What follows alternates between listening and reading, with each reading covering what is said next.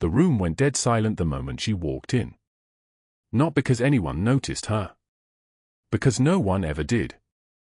Laura Bennett pushed through the ICU doors at 6:41 a.m. on a Tuesday, her scrubs wrinkled from the dryer, her badge photo 3 years old and slightly faded.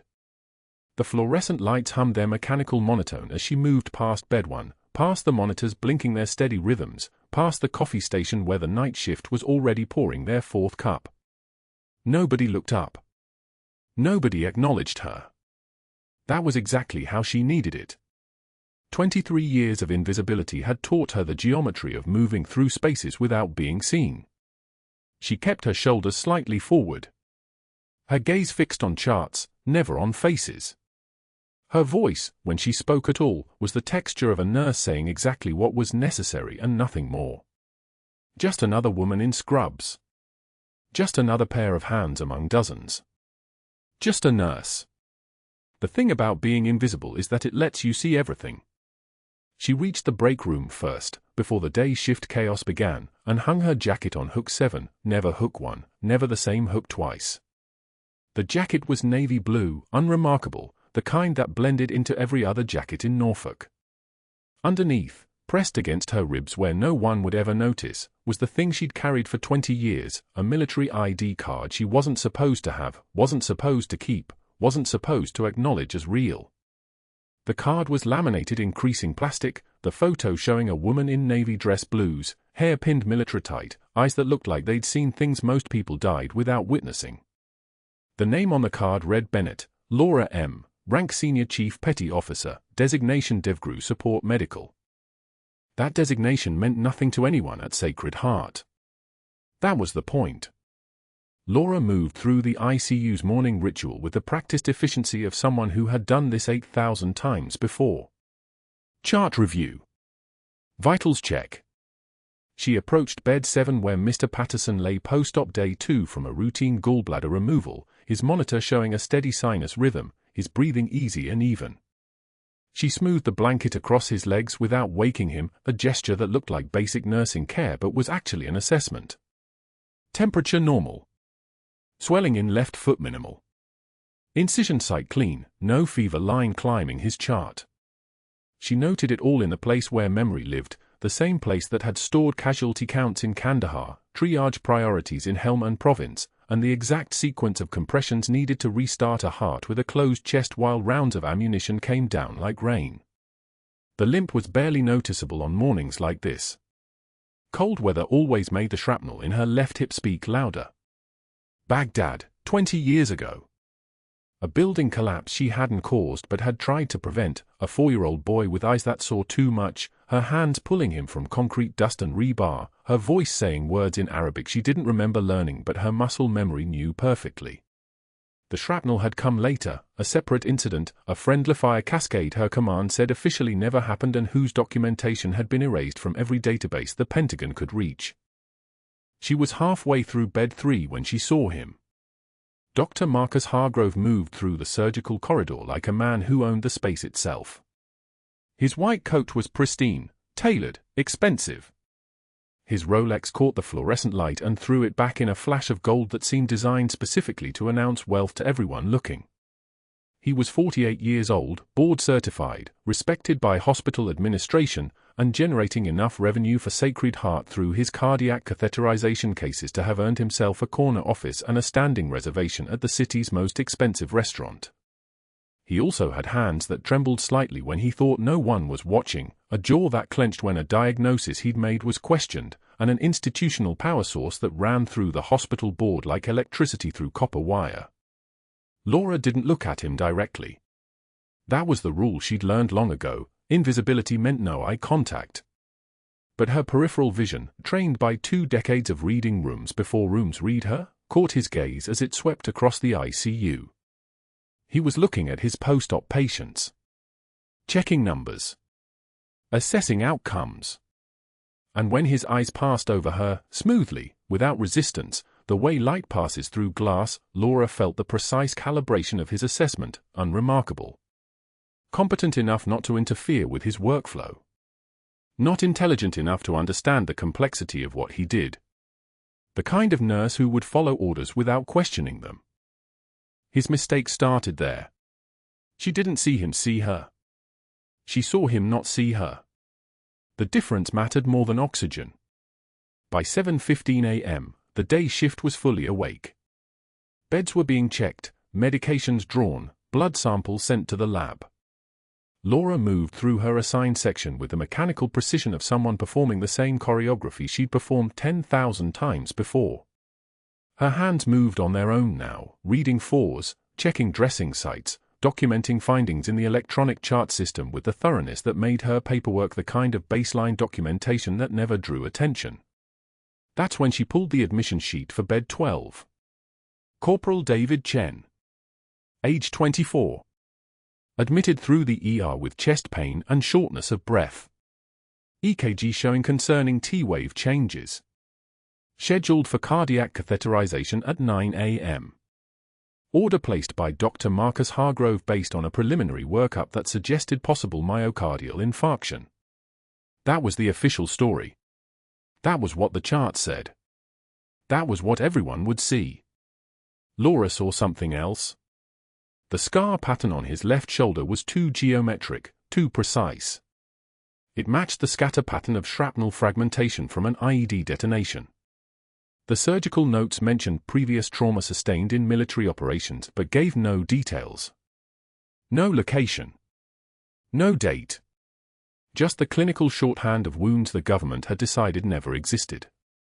She read his assignment of service, for years in the Marine Corps, honorable discharge, currently working as an electrician in the Norfolk area, and then she looked at his vitals and understood something that made her chest constrict in a way she didn't let show on her face. She knew those scars. Not from a textbook or a training module. From memory.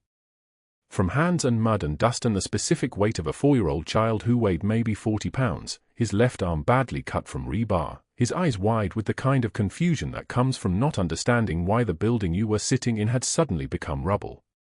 She had pulled him from that building in Baghdad, April 2004, Sadr City District, during a firefight that had killed 7 of her unit support personnel. She had bandaged that left arm with field dressing and morphine. She had carried him 2 kilometers to the extraction point, where her commanding officer had told her without words that the child would never appear in any official record and that her memory of it had to stop existing as of that moment. And now that child, grown into a man, with scars that told the story her government had spent 20 years trying to erase, was lying in bed 12 and scheduled for a cardiac procedure he might not actually need. Laura didn't react. Reaction was a luxury. She documented the admission sheet, input the data into the system, and continued her rounds with the exact same mechanical efficiency she'd maintained since 6:24 a.m. But somewhere in the compartment of her mind that still held the muscle memory of Special Forces training, a calculation was running. Hargrove's caseload. Post-op complications in his cardiac patients. The pattern she'd noticed 3 years ago but had trained herself not to see because seeing meant acting and acting meant revealing and revealing meant the disappearing act that had nearly killed her once before. By 8:53 a.m., during the brief window when the ICU held its breath between shifts, Laura walked to her locker. It was in the 4th row of the break room, a grey metal box with a combination lock she changed every 90 days. Inside were her spare shoes, a sweater she never wore, and behind those, wrapped in plastic and sealed with duct tape like a relic in a tomb, were the combat boots. They were the color of sand stained with something that might have been blood or might have been desert clay. The leather was cracked across the toe box. The sole was separated from the upper where it shouldn't be. The laces were missing entirely, replaced with paracord tied in a knot that only she would recognize as a SEAL Team 3 firing range benchmark. These boots had walked through Mosul. They had run across rooftops in Jalalabad. They had stopped running in 2004 when the Bennett file had been classified and the Bennett records had been scrubbed and the Bennett identity had been buried under official documentation that claimed she'd never existed at all. She pulled them out now, not to wear them, that would be a visibility marker she couldn't afford, but to touch them. Her fingers found the laces. The pressure of that knot between her fingers was a language she still spoke fluently. It meant, you survived. It meant, the government that erased you will eventually need what you know. It meant, this isn't over. Behind the boots, rolled small enough to fit in the shaft of the left one, was the ID card. Youre Bennett, Senior Chief Petty Officer. The photograph was younger. The eyes were harder. The rank on the collar was the kind of authority that made admirals listen to your recommendations during combat operations. She held the card for exactly 7 seconds. She'd learned to count time in specific increments during her 5 tours, and then she replaced it, rewrapped the boots, locked the locker, and walked back to the ICU to begin her day. The fluorescent lights hummed their mechanical song. The monitors beeped their steady rhythms. The 4 pumps whispered their medications into the arms of sleeping patients.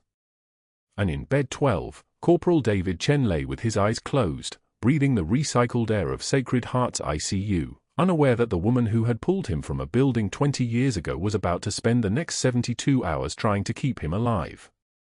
But that wasn't the worst part. The worst part was that she'd already decided. She would let the system work. She would let Hargrove run his catheterization. She would document everything. She would keep her head down and her mouth shut, and she would be invisible until the moment Corporal Chen's chest began to cave in under the pressure of a complication his doctor should have anticipated but hadn't. And then, and only then, she would stop being invisible. She would become exactly what she'd been trained to become. She would become dangerous. The break room emptied like a contamination zone. Youre had just settled into the plastic chair with her coffee, black, no sugar, the same way she'd drunk it for 18 years, when Sharon grabbed her lunch bag mid-bite and muttered about medication inventory discrepancies needing her attention immediately. Tom suddenly remembered a call he needed to make in the hallway. Within 30 seconds, she was alone with the fluorescent hum of the vending machine and the smell of burnt coffee that no one had bothered to clean from the pot since morning shift. Dr. Hargrove had spent the previous week positioning his narrative with surgical precision. He'd pulled the charge nurse aside near the medication cart Tuesday afternoon, his voice calibrated just loud enough to carry, "I'm concerned about some narcotic discrepancies in the ICU logs. Bennett's name appears frequently during the shortages." The charge nurse's eyes had widened. Hargrove hadn't accused her directly, he'd simply planted the seed and walked away, leaving the interpretation to bloom in silence. By Wednesday morning, the public write-up appeared on the unit board in red marker. Youre read it while other nurses suddenly became very interested in their assignment sheets. L. Bennett, unauthorized medication administration during code blue, aspirin 325 milligrams, written warning. One measured breath expanded her ribs. She'd given aspirin during a code because the attending had been frozen, the patient was in SVT, and aspirin was indicated. She'd saved that patient's life. She turned back to her assignment sheet without comment, without explanation, without defense. Showing emotion would feed the narrative Hargrove was building. Showing anger would confirm guilt. So she showed nothing. The break room became her personal island. Whenever she entered, conversation stopped mid-sentence like someone had pressed pause. Chairs scraped backward. Sudden urgent tasks materialized, charting that couldn't possibly wait, calls that couldn't possibly be made anywhere else. Yesterday, Marcus had literally stood up and left when she sat down, his shoulders tense like he was afraid she'd steal the stethoscope from his neck. No one made eye contact anymore. No one asked her to cover their breaks. The lunch she'd brought was eaten alone, in her car, parked in the back lot where no one could see her. But room for 12 was where Hargrove designed the devastation. Youre was adjusting the 4-pump for Mrs. Martinez, an 86-year-old grandmother dying of post-surgical complications from one of Hargrove's unnecessary cardiac valve explorations, when the door opened and Hargrove entered with the family and 2 hospital administrators. His timing was flawless. Mrs. Martinez's son and daughter-in-law flanking her like guards. The chief nursing officer, a risk management director with a briefcase and that particular expression people wore when they were about to destroy someone's career. "Mrs. Martinez's family has questions about the chart discrepancies you created, Nurse Bennett," Hargrove announced, his voice projecting into the hallway like he was performing for an invisible audience. "The morphine doses that don't match the pump records. The vital signs that seem creatively documented." Laure's hand stilled on the 4-pump. Her fingers didn't shake. Her voice didn't crack. But one tear escaped down her left cheek, not from fear, not from shame, but from the sheer weight of knowing exactly what was happening. She'd seen this tactic before. In interrogation rooms. In military tribunals. In the kind of psychological operations where your enemy doesn't need to prove anything. They just need enough doubt to destroy you. She didn't wipe the tear immediately. That was intentional. She turned to face Hargrove, letting him see it, letting the family see it, letting the administrators see a woman who looked broken. Then she wiped it away without breaking eye contact with him. "Sir, I've been called worse by better men." The silence that followed lasted exactly 3 seconds. Mrs. Martinez's son opened his mouth. His wife placed a hand on his arm. The chief nursing officer blinked twice, processing a response that wasn't defensive, wasn't emotional, wasn't anything he'd been trained to handle. Laura returned to the 4-pump, adjusting the drip rate with the precision of someone performing surgery, and completed her charting while the family watched in confused silence. Her handwriting was steady. Her documentation was flawless. Every number accurate, every timing correct, every note exactly what had occurred. Hargrove shepherded the family out, already reorganizing his narrative. In the hallway, she heard him lower his voice, a performance of confidentiality, and call her that liability with the shaky hands to the chief nursing officer. The trembling in her fingers had nothing to do with weakness. Nothing at all. That trembling came from 18 months she'd spent in an Afghan cave system extracting insurgents' bullets from her own SEAL team without anesthesia. From operations that didn't exist in any official record. From a life the government had erased. But no one here knew that story because officially it had never happened. The new admission arrived on Thursday morning, and Laura's entire body went still. Corporal David Chen, age 24, United States Marine Corps, medically evacuated from a training accident with acute chest pain and unexplained tachycardia at 118 beats per minute. Laura took the handoff report from the ED nurse and froze at his birth date. Baghdad, Iraq, 2001. She looked at his face, older now, hardened by service, but unmistakably shaped from the child she'd pulled from a collapsed building during a firefight that killed 3 members of her unit. His left shoulder bore shrapnel scars visible above his hospital gown, the exact pattern she remembered from the rubble that had buried him. "How long were you deployed?" she asked, keeping her voice neutral as she hung his antibiotic drip. 3 years, Chen said, watching her with the intensity of someone trying to place a memory. "Just got back from my 4th tour." "You look, your voice sounds like." He trailed off, studying her face. "Do I know you? From somewhere?" Laura smiled professionally, the expression practiced over 2 decades of invisibility. "I just have one of those faces. Let me know if you need anything for pain." She exited before he could press further, before her 18-year-old hands could betray the tremor of recognition she was fighting to suppress. In the medication room, she gripped the stainless steel counter and forced her breathing to slow. For count in. Hold. For count out. The discipline came automatically, from places and operations that didn't exist, from training that had no official record. Dr. Hargrove reviewed Chen's chart by noon and smiled. Young Marine. Vague chest symptoms. Military insurance that would cover everything. An exploratory cardiac catheterization was ordered for Friday morning, followed by possible surgery. Laura read the order and her jaw tightened imperceptibly.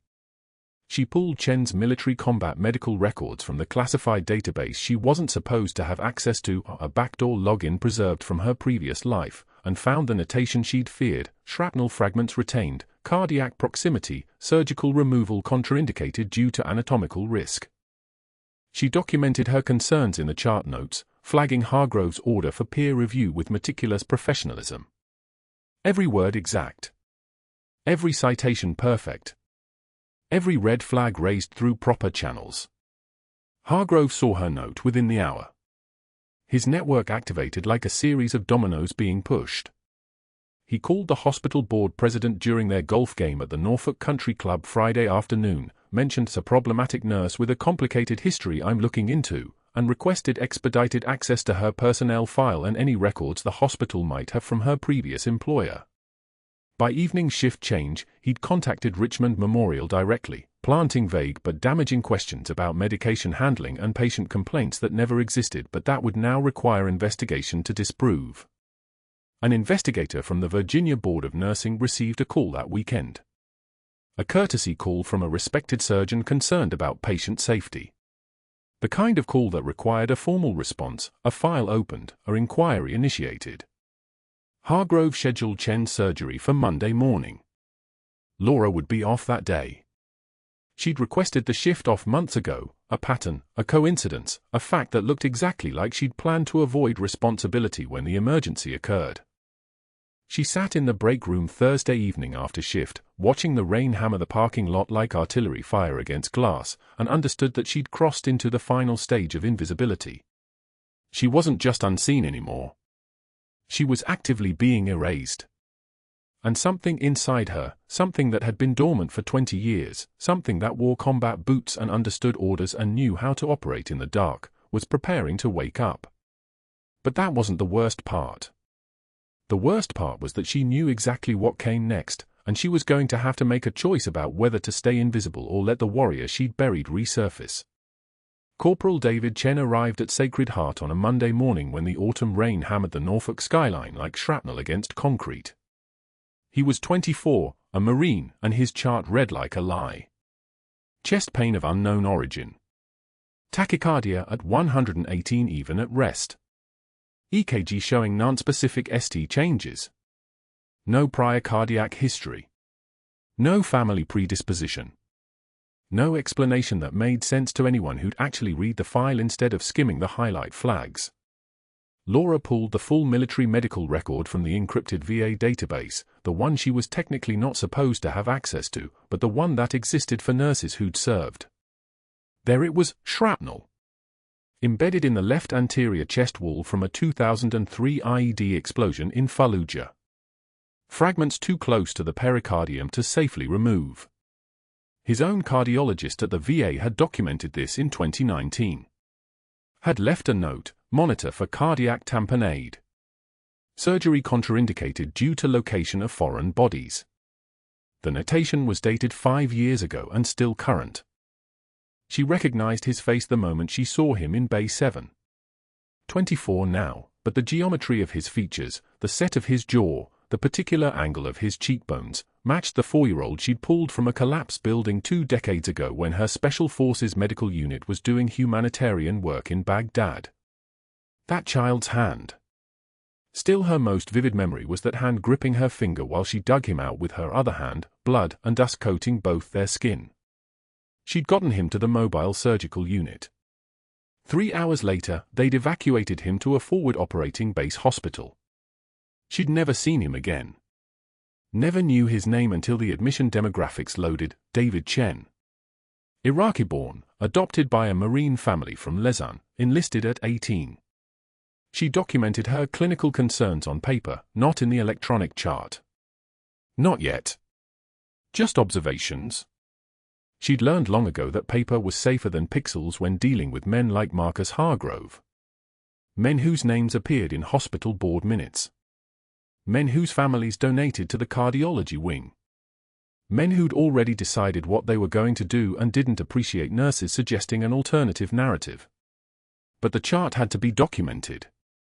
The concerns had to be recorded. Because if something went wrong, when something went wrong, there had to be proof that she'd seen it coming. The problem was that Dr. Hargrove had also seen the chart. Not her handwritten notes, but the VA military records that had populated automatically once Chen's social security number was entered into the system.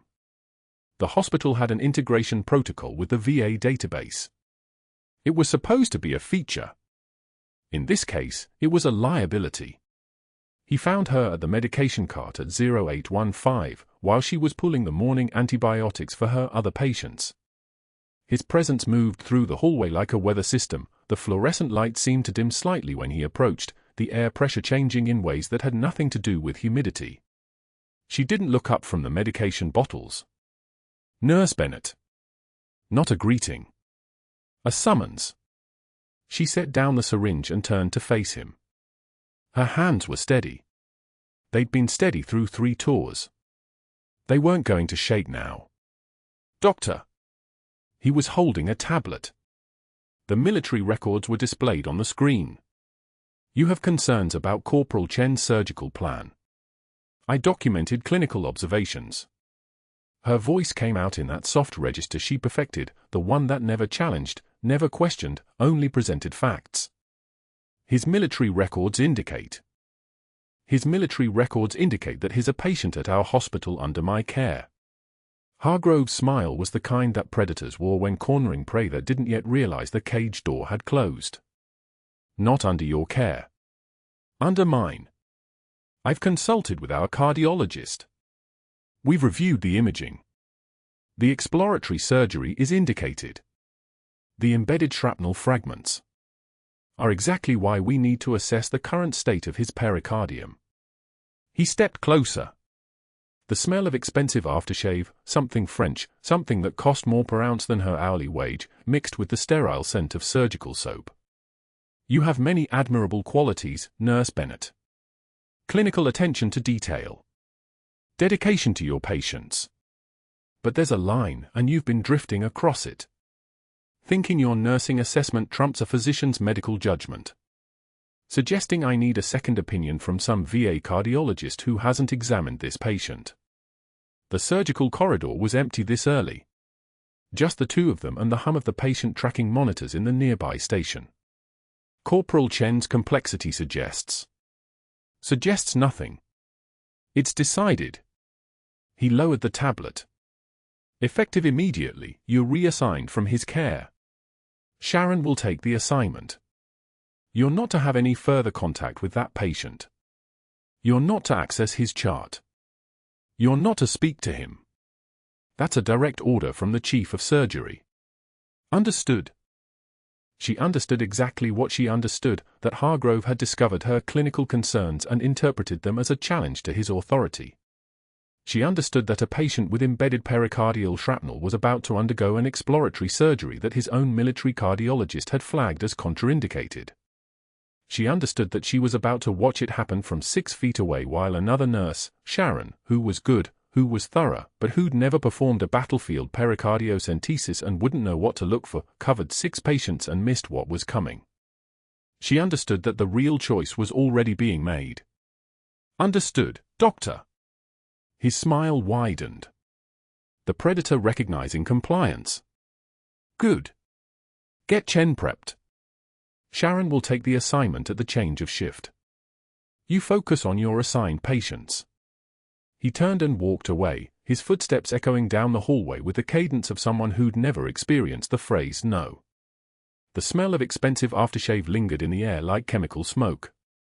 Laura returned to the medication cart. Her hands didn't shake. They sorted medications with mechanical precision. The beta blockers. The ACE inhibitors. The diuretics for her congestive heart failure patients in bays 1, 3, and 5. The routine drugs for the routine patients who didn't carry pieces of IED shrapnel embedded in their chest walls. At 0800 exactly, she updated the assignment board. Chen was no longer listed under her name. Sharon took the column.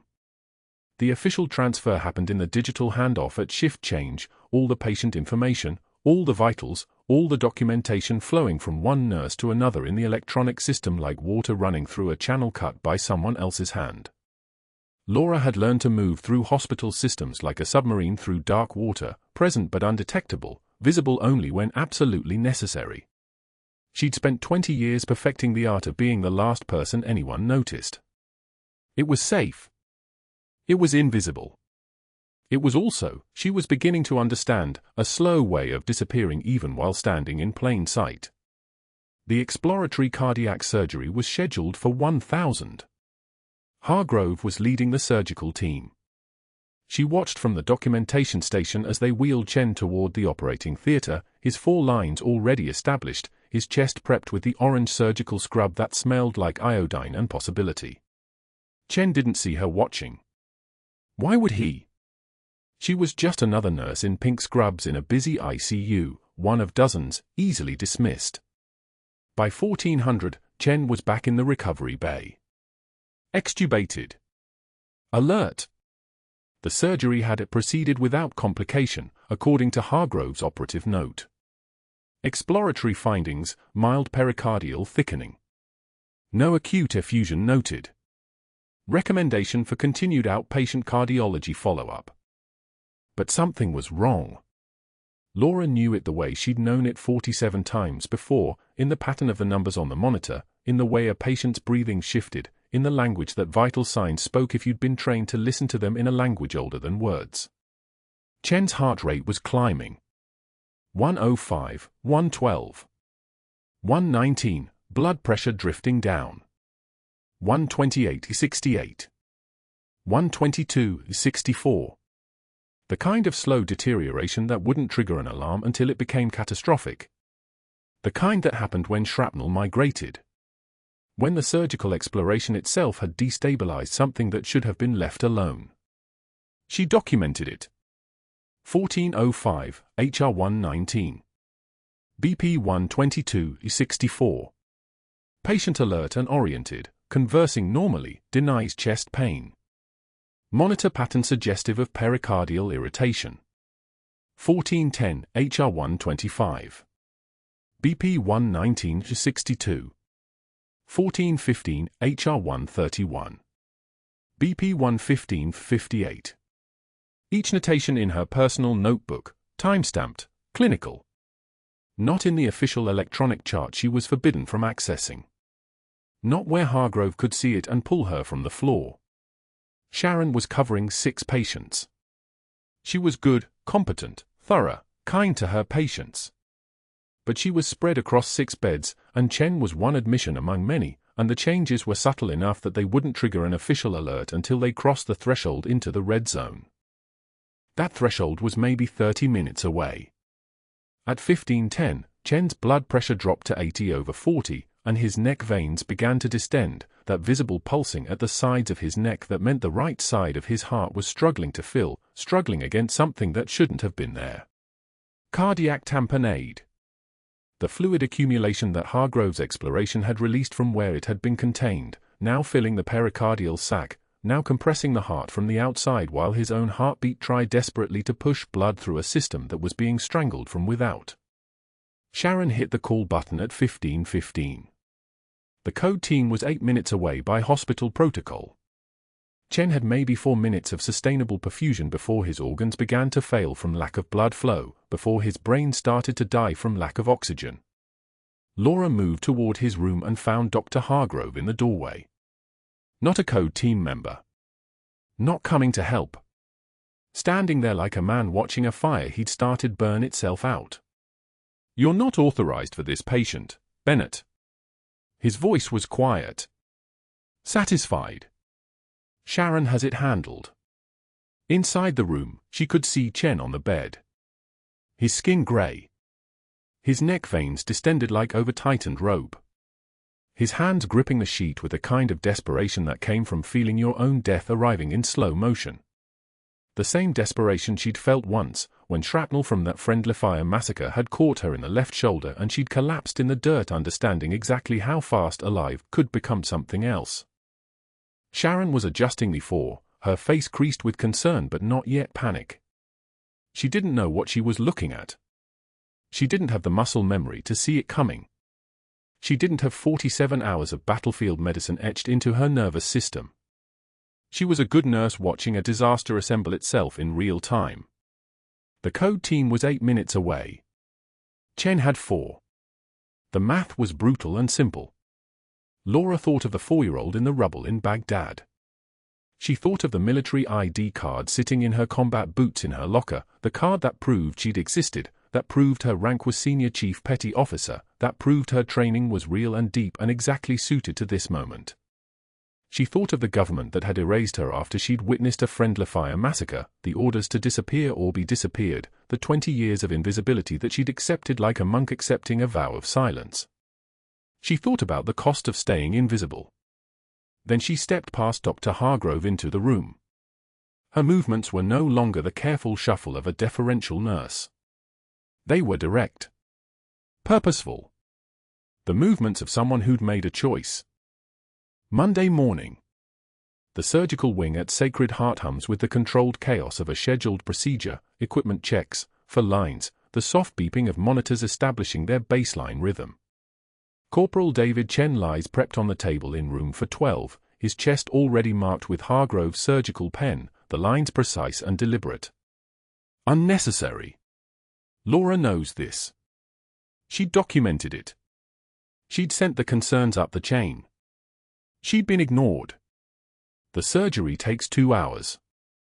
Hargrove works with the confidence of a man who's never been questioned, moving through an exploratory thoracotomy that his own patient's records contraindicate.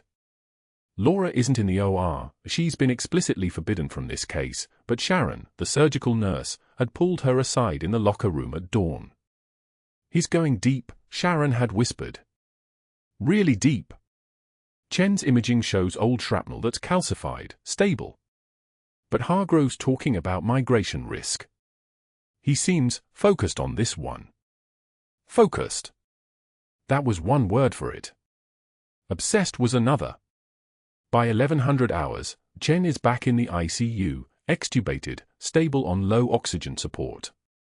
Laura watches from the hallway as the post-operative team transfers him to his bed, checking lines and drains with the efficient silence of people who've done this 1,000 times. His color is good. His pressure is holding. His chart says he's going to be fine. His chart is wrong. It's 12:45 when the first alert sounds, a soft electronic whisper from Chen's monitor that most nurses might miss if they weren't listening. Laura is listening. She's been positioned at the central station with a clear sightline to room for 12, a choice that Rodriguez, the security guard, had facilitated with a small nod and a deliberately misplaced chart on the desk beside her.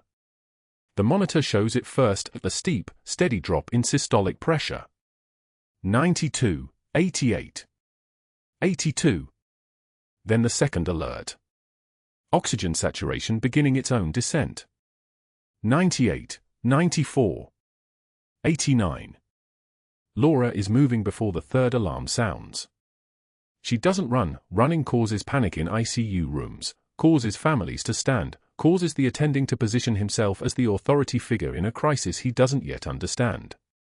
She walks. Controlled. Purposeful.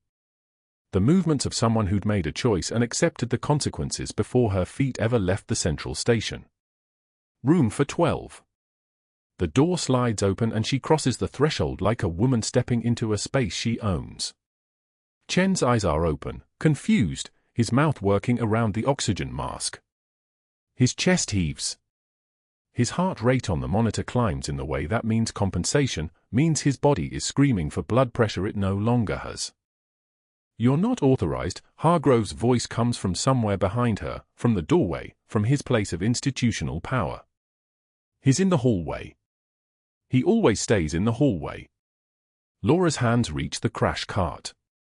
Spinal needle, 18 gauge, the size calibrated in muscle memory from 50 procedures performed in darkness and gunfire, in field hospitals that didn't exist on any map, in situations where you didn't have a cardiologist 3 feet away to second-guess your hands. She pulls on gloves.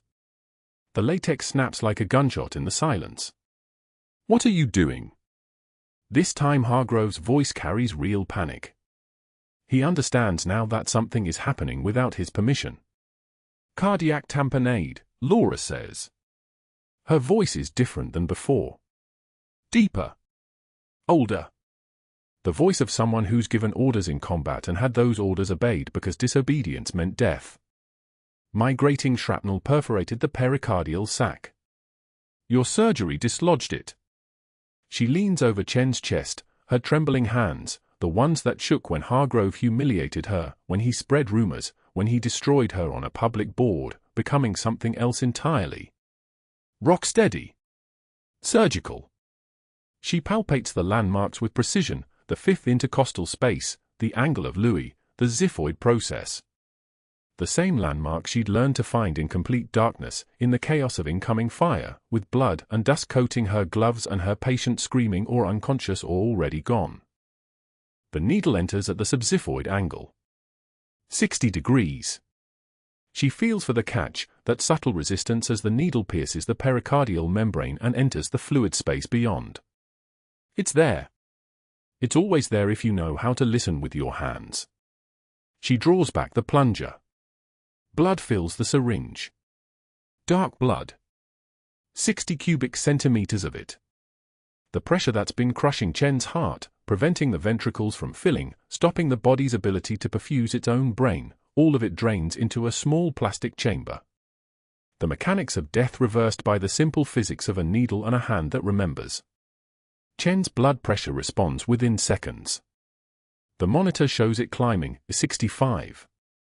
71, 78. 85, his oxygen saturation follows like a trailing shadow moving toward normal. His breathing eases. The fear leaves his eyes and something else moves in, confusion, then recognition, then the wordless gratitude of a man whose body just switched from dying to living. Sharon stands frozen in the corner, her surgical mask obscuring most of her face, but her eyes are wide. Wide and aware. She understands what she's just witnessed.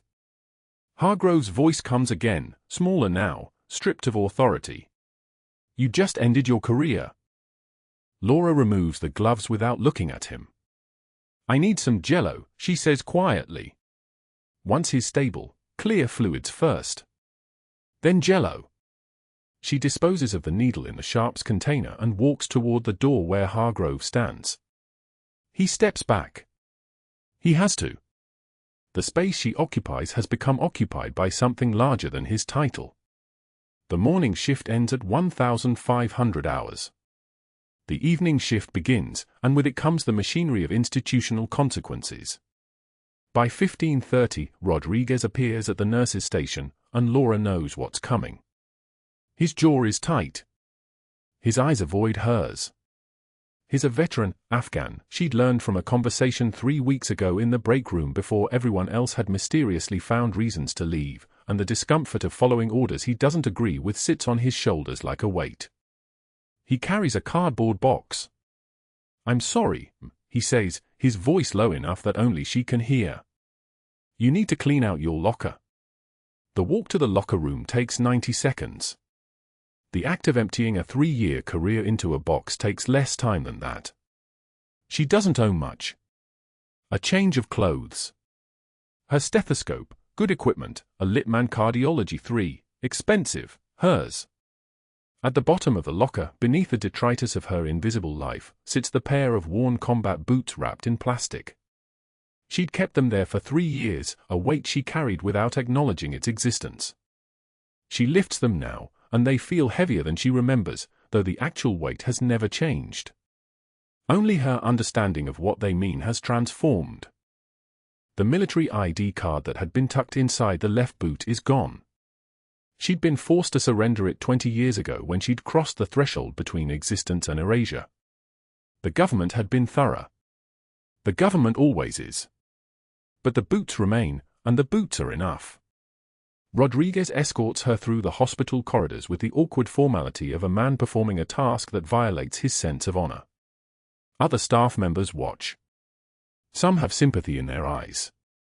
Some have vindication, they'd always known she was trouble, they'd always sensed something dangerous beneath the quiet competence.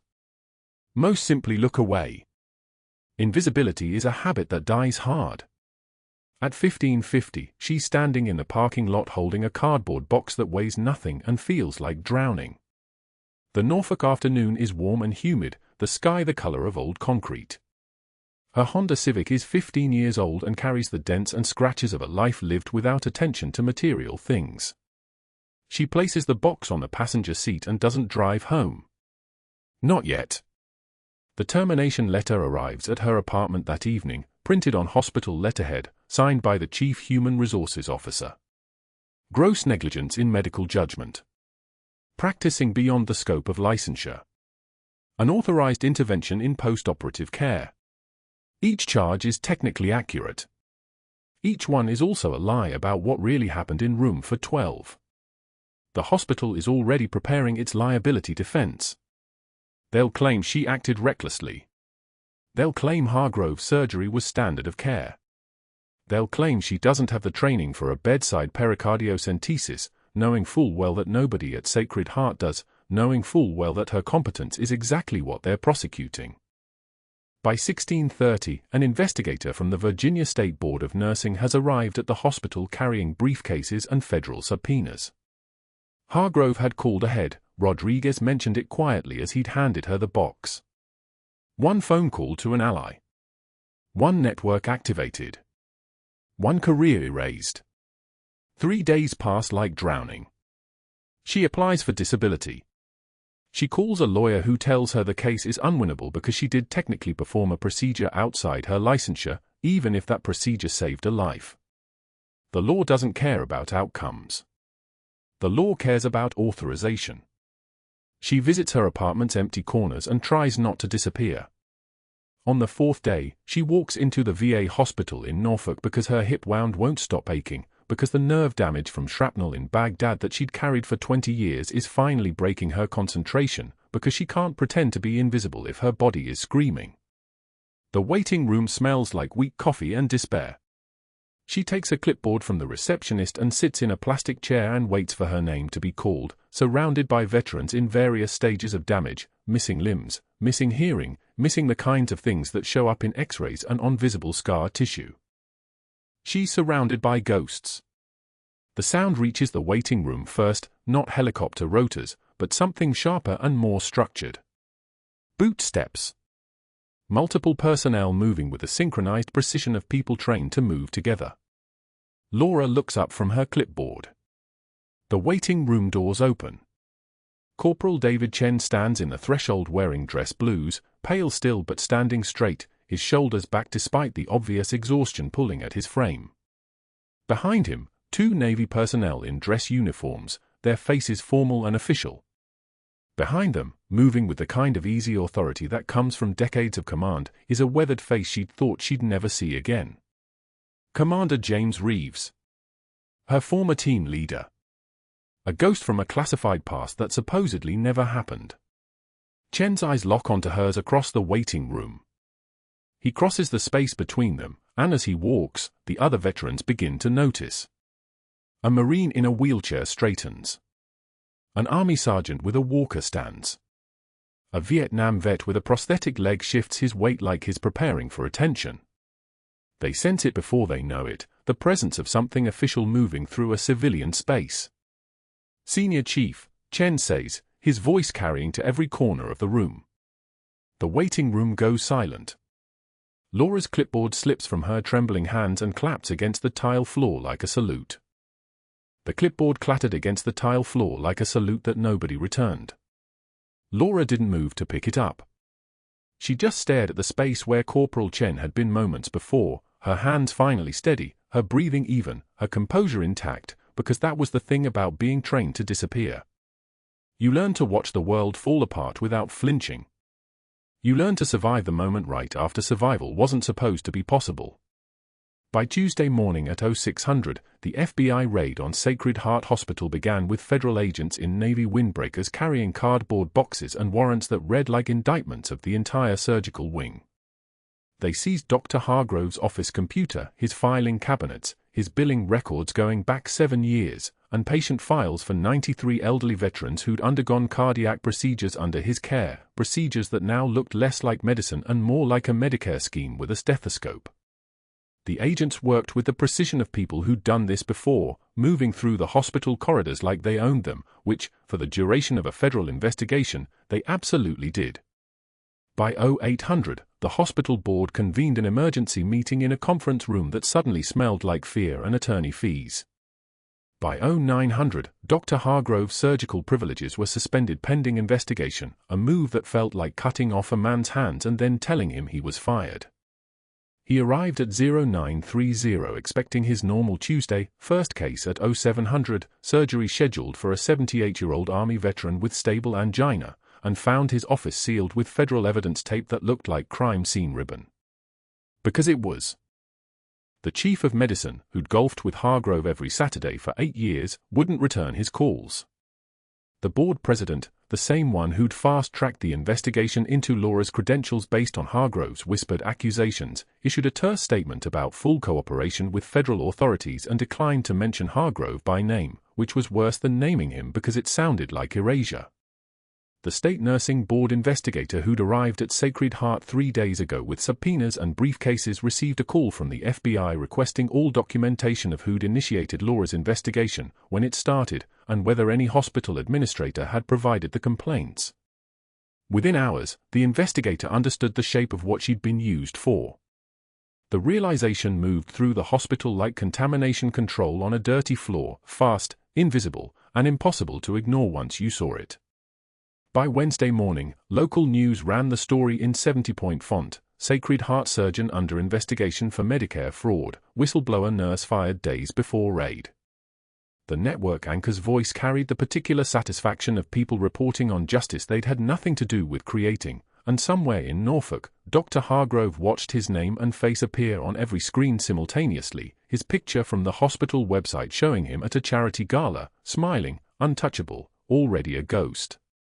His attorney, expensive, from Richmond, with the kind of office that overlooked the James River, advised him to prepare for criminal charges. The Medicare billing analysis showed $4.2 million in fraudulent claims over 6 years, with a pattern of targeting veterans whose families were less likely to question surgical necessity because they were grateful, because their loved ones were still alive, because gratitude had blinded them to the machinery underneath. 17 patients had suffered major complications. 4 died. Corporal David Chen's case was cited specifically as evidence of reckless disregard for patient safety, and the investigator's summary noted that a pericardiocentesis performed by an unauthorized provider had saved the patient's life, preventing a cardiac event that Hargrove's surgery had created. The nurses knew. The system just hadn't been listening. What they didn't know was that Laura had documented everything, not for evidence, not for a lawsuit, but because documentation was the only resistance available to someone operating inside a system that wouldn't hear her voice. Every notation about Chen's condition, every concern about the surgical necessity, every observation about post-operative complications in Hargrove's other patients, recorded in the meticulous detail that nurses use because we understand that if we don't write it down, it didn't happen. The FBI's forensic accountant had discovered the pattern, but Laura's charting had connected it to patient outcomes, had transformed numbers into evidence of negligence. The investigators understood immediately, this wasn't luck. This was a witness with training. By Thursday, the Medical Board of Virginia suspended Hargrove's license pending the criminal investigation, a decision that took 90 minutes because they were afraid of what they'd find if they looked too closely at his other cases. His malpractice insurance carrier sent a letter declining coverage for criminal acts, which was insurance company language for "we're not paying for this," which meant the $4.2 million in restitution would come from Hargrove personally, assuming he ever earned money as a free man again. His wife moved to her sister's house in Virginia Beach, taking their 2 children and most of the furniture, leaving him in a house that echoed like a tomb because that was what happened when the people who loved you realized they couldn't afford to be connected to your name anymore. She didn't file for divorce yet, the attorney advised waiting to see what happened with the criminal trial, but she didn't need to. The message was clear. He was being erased by the people closest to him, which was somehow worse than being erased by the system because at least the system had been honest about what it was doing. By Friday, Sacred Heart Hospital settled with Laura Bennett for wrongful termination, reinstated her full nursing credentials, and issued a public apology written by attorneys terrified of her potential lawsuit. The settlement included back pay for the 3 weeks she'd been fired, restoration of her reputation, and a standing job offer that she'd already decided to refuse. The chief nursing officer, the same woman who'd witnessed the devastation in room for 12 without intervening, personally delivered the settlement offer to Laura's apartment in a residential complex in downtown Norfolk where the neighbors didn't know her name and the mailbox only ever contained bills and medical journals. The chief nursing officer's hand shook as badly as Laura's had trembled in the waiting room, and she whispered the words that institutions always whisper too late, "We should have protected you." Laura said nothing, just signed the papers with a pen that didn't shake, returned the documents, and closed the door with the gentle finality of someone closing a book they'd finished reading. The chief nursing officer stood in the hallway for 2 minutes afterward, trying to understand how she'd been on the wrong side of history and only just realized it. Saturday morning, Dr. Hargrove sat in his empty house surrounded by moving boxes he didn't know how to fill, his phone silent in a way that felt like drowning on dry land, his future measured in prison years and bankruptcy proceedings and a name that meant something awful now. He thought about the quiet nurse with steady hands who destroyed him without raising her voice, who documented his crimes while he was screaming at her in front of patients, whose silence had been louder than any accusation. His network of board members and golf partners, the same people who'd returned his calls within minutes just 2 weeks ago, evaporated like morning fog burned off by a sun that didn't care about their excuses. None of them returned his messages. All of them retained their own attorneys. Several cooperated with prosecutors in exchange for immunity, trading his career for their own safety with the speed of people who understood that institutional loyalty was a luxury they could no longer afford. The same people who'd expedited her investigation now tripped over themselves to distance themselves from him, their silence more devastating than any statement could have been. 6 months later, Youre Bennett sat in her new office at the Norfolk VA hospital, the brass nameplate reading a Director of Nursing Services, SCPO Youre Bennett, USN, RET, in letters that had been professionally engraved, as if permanence could be stamped into brass. The office overlooked the main entrance where she'd sat invisible in the waiting room just half a year ago, a patient among patients, a name on a clipboard, and she thought about circles closing, about trajectories that nobody predicted, about the particular power of people who learn to be patient.